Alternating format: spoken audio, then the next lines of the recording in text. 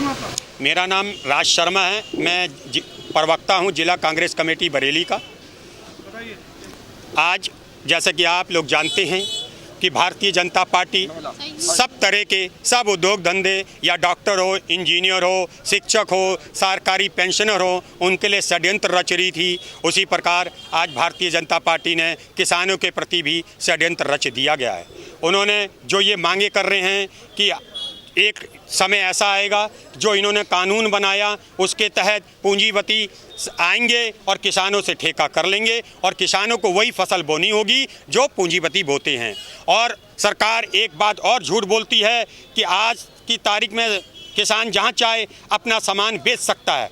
किसान पहले भी सामान कहीं बेच सकता था, ये आज कोई नई बात नहीं है। लेकिन बात जो अगर यहाँ पे हो रही है, जो झूठ भारतीय जनता पार्टी की सरकार बोल रही है, वो ये बोल रही है, उसे ये नहीं पता कि आज 80 से 75 से 80% तक जो किसान है उसके पास 2, 3, 4 एकड़ जगह जमीन है और 2-4 एकड़ जमीन जिसकी है वो अपनी फसल किसी दूसरे राज्य में बेचने के लिए जाने की सोच भी नहीं सकता। वो अगर सोचेगा तो जितने का वो धान बेचेगा उससे ज़्यादा उसका किराया लगेगा।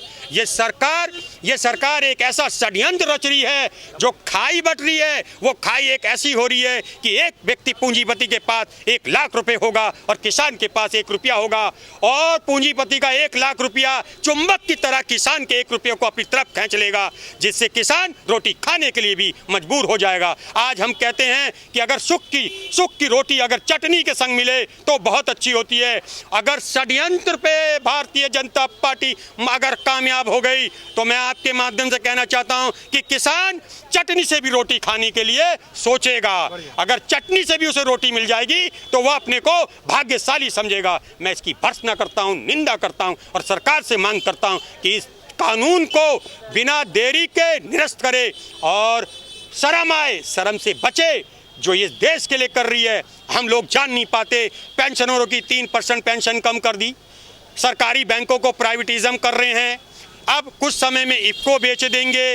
ये क्या है? आज हम लोग अपने घर में बच्चे को पढ़ाते हैं कि ये सरकारी नौकरी लगेगा।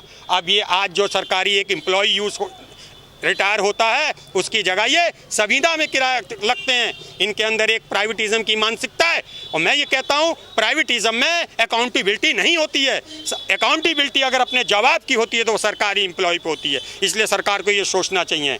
एक कमाने वाले इंसान से हमारी दुकान में फ़र्क पड़ता है, हर चीज़ में फ़र्क पड़ता है। अगर आज मैं आपके माध्यम से कहना चाहता हूं, अगर ये हमारी सिंथेटिक केमिकल चल रही होती तो मैं सोचता हूं यहाँ पे पान की दुकान करने वाली की भी सेल कम से कम 100 रुपये 50 रुपये पर डे की बढ़ जाती, किराने वाले की भी बढ़ जाती, कपड़े वालों की बढ़ जाती, शोरूम की। इसलिए मैं कहना चाहता हूँ कि ये सरकार होश में आए और अगर ये इस देश के लिए कुछ करना चाहती है तो प्रधानमंत्री जी को गद्दी छोड़ देनी चाहिए, क्योंकि झूठ के अलावा उन्होंने कुछ नहीं कहा। जय हिंद, जय भारत, जय कांग्रेस।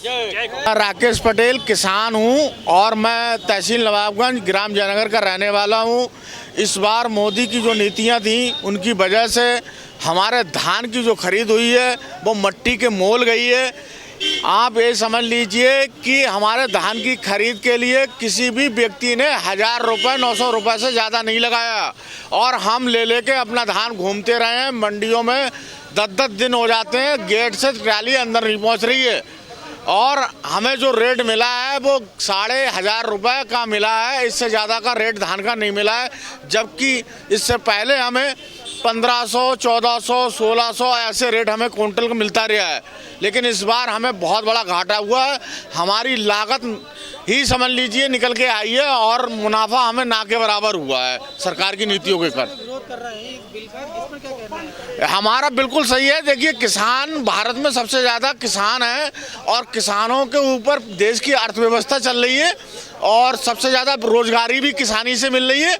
अगर किसानों के खिलाफ कोई बिल आता है तो हम किसान लोग जब चौपट हो जाएंगे तो देश की अर्थव्यवस्था अपने आप बेकार हो जाएगी और हम लोगों में जब किसानों में भुखमरी होगी तो देश का क्या हाल होगा। आप ही समझ लीजिए आप लोग कि किसान जब भूखा मर रहा होगा तो देश का क्या हाल होगा।